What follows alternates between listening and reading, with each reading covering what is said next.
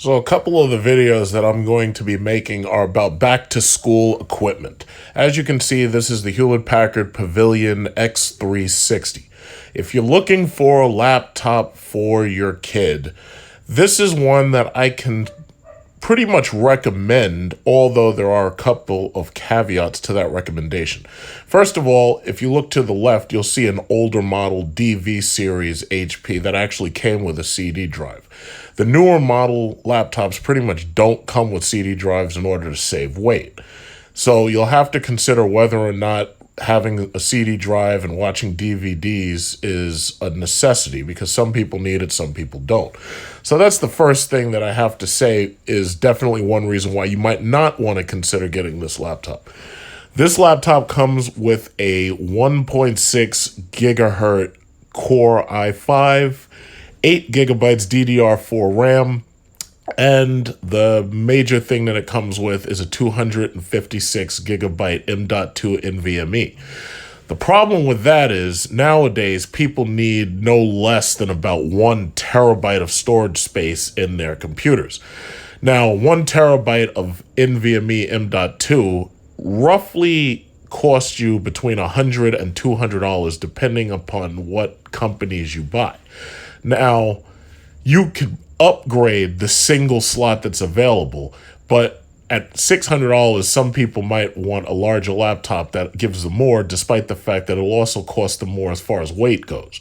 The major point of these laptops is that these things can be folded over on themselves like you see here in order to serve in tablet mode, so that you can basically lay the keyboard flat, fold the thing on itself, and then you can use it to sit there and watch movies and whatnot. Or you could watch YouTube videos or whatever. The screen is a crisp 1080p, looks very good, very crisp, very colorful screen. I like that.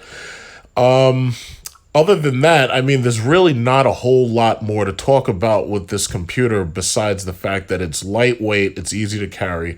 It, as you can see, does functions such as multi-touch, and it's basically everything you'd be getting out of a Windows 10 computer. It's if you're looking for a back-to-school computer and you don't want to spend Macintosh money, because I may have to go back to buy one of those MacBook Pros, and I really don't want to do that, not at the cost that these things are at now.